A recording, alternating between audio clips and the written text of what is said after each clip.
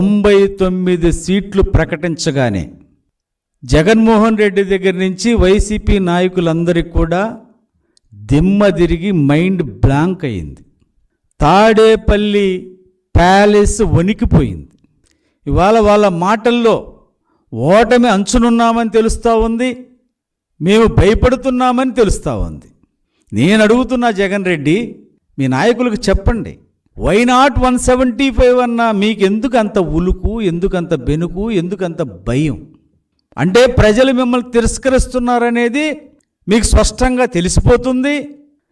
చంద్రబాబు నాయుడు గారు పవన్ కళ్యాణ్ కలయిక వల్ల వైసీపీ ఉనికి కోల్పోయే ప్రమాదం ఉందనేటువంటి భయంతో మీరు ఇష్టం వచ్చినట్టు మాట్లాడుతూ ఉన్నారు. నేను అడుగుతున్నాను వైసీపీ నాయకుల్ని, ఈరోజు పవన్ కళ్యాణ్ గారు ఒక పార్టీ అధినేత, ఆయన ఎక్కడి నుంచి పోటీ చేస్తాడనేది ఆయన చెప్తారు. మీకెందుకు అంత ఉలుకు?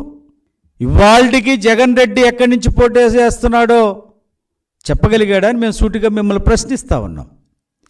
మీరు 77 మందిని ఎంపిక చేయడానికి 8 సార్లు నానా అవస్థలబడి తిప్పలబడి మీరు మారుస్తూ ఉంటే ఒక్కసారి తెలుగుదేశం జనసేన 99 మందిని ఈ రాష్ట్రంలో ప్రకటించింది. మీరు 77 మందిని మార్చిన వాళ్ళు ఉంటామో చివరి వరకు ఉండమో అనేటువంటి అభద్రతా భావంతో ఉన్నారు. మిగిలిన వ్యక్తులు అంతకంటే అభద్రతా భావంతో ఉన్నారు, ఎవరిని మారుస్తారు, ఎవరిని ఉంచుతారు అని.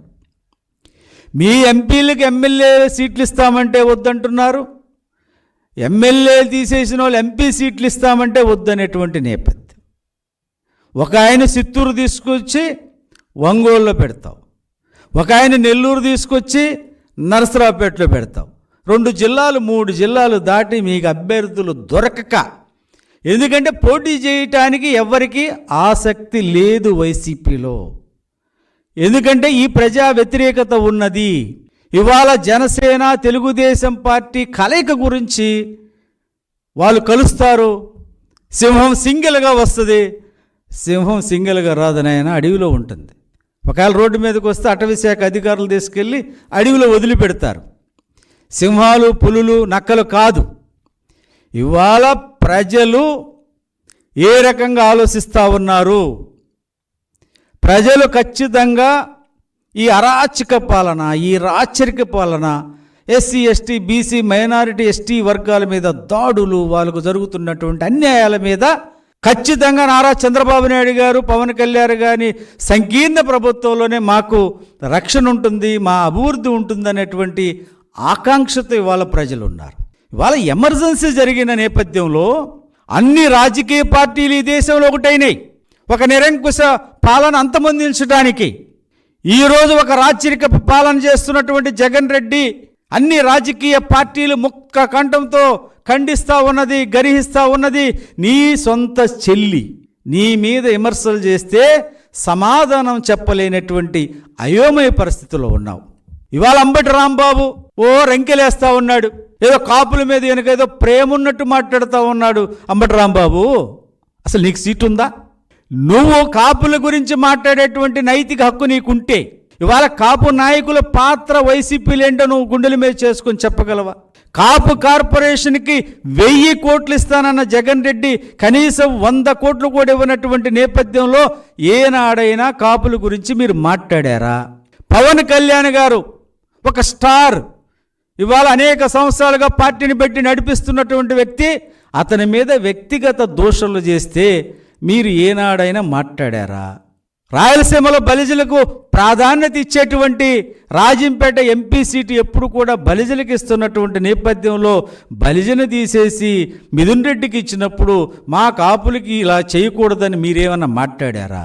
ఇప్పుడు సీట్లు వస్తాయో రావో అని తెలిసినటువంటి వ్యక్తులు అతిగా రియాక్ట్ అవుతూ ఉన్నారు. ఆ రోజాకి సీటు లేదు, ఇచ్చినా 1,00,000తో ఓడిపోద్ది. అంబటి రాంబాబు 1,00,000తో ఓడిపోతాడు. వీళ్ళు ఏంటంటే వీళ్ళని పురుగొలిపి వాళ్ళ మాటలతో సంతృప్తి పడేటువంటి నేపథ్యాన్ని మనం చూస్తూ ఉన్నాం.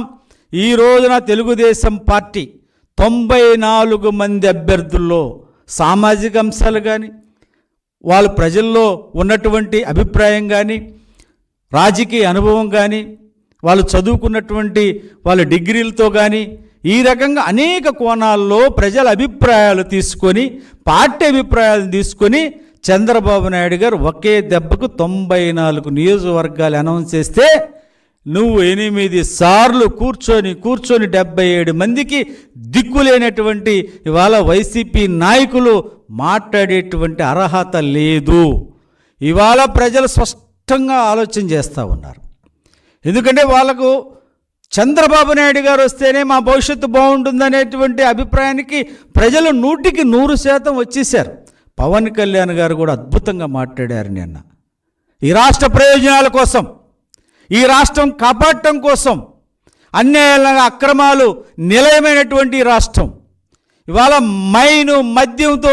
మద్యం మీద వచ్చేటువంటి వేల కోట్ల రూపాయలు అక్రమ సంపాదన ఆపాలి అంటే, ఈ రాష్ట్రంలో ప్రజల జీవితాలు బాగుండాలంటే, ఈ రాష్ట్రం ముందుకెళ్ళాలంటే, అప్పులున్నటువంటి ఈ రాష్ట్రాన్ని మరి 8.5 లక్షల కోట్లు అప్పు చేసినటువంటి రాష్ట్రాన్ని బాగు చేయాలంటే నాకు సీట్లు ముఖ్యం కాదు. ఈరోజు రాష్ట్ర ప్రయోజనాలు ముఖ్యం. ఇవాళ ఈ రాష్ట్ర ప్రయోజనాలు కాపాడాలంటే, రాష్ట్రాన్ని ముందుకు తీసుకువెళ్ళాలంటే ఇవాళ నారా చంద్రబాబు నాయుడు గారు లాంటి ఒక అనుభవం ఉన్నటువంటి వ్యక్తి కావాలి. నేను 24 సీట్లు 3 ఎంపీ సీట్లకు పరిమితమైన ఈ రోజున ప్రజల ఆకాంక్షను నెరవేర్చడానికి నేను చంద్రబాబు నాయుడు గారితో కలిశానన్నారు. చంద్రబాబు గారు నైతికంగా నేను మద్దతు ఉన్నాను అని అన్నారు. ఇవాళ రాష్ట్ర ప్రయోజనాలను దృష్టిలో పెట్టుకొని రాష్ట్రం బాగుండాలి, రాష్ట్రంలో బడుగు బలహీన వర్గాల బిడ్డలు బాగుండాలి, వాళ్ళ భవిష్యత్తు బాగుండాలని వాళ్ళ పవన్ కళ్యాణ్ గారు ఒక అడుగు ముందుకేసి ఈరోజు తెలుగుదేశం పార్టీ, జనసేన సమైక్యంగా ముందుకు పోతూ ఉంటే ఏ రోజైనా సరే చంద్రబాబు నాయుడు గారు పవన్ కళ్యాణ్ గారిని కలిపి చూస్తే ఇలా బెనుకు మామూలుగా లేదు. జగన్ రెడ్డి నైట్ పడుకుంటే తెల్లవారుజామున 3ంటికి లేస్తే ఆ కలలో కూడా వీళ్ళు కనపడేటువంటి నేపథ్యాన్ని చూస్తూ ఉన్నాం. ఇవాళ సామాజిక న్యాయం గురించి మీరు మాట్లాడుతున్నారు. వైసీపీకి అర్హత ఉందా అని నేను అడుగుతూ ఉన్నాను. సామాజిక న్యాయానికి పేటెంట్ తెలుగుదేశం పార్టీ. సామాజిక న్యాయం మొదలైంది స్వర్గీయ ఎన్టీ రామారావు గారితో తెలుగుదేశం పార్టీ ఆవిర్భావం తర్వాత.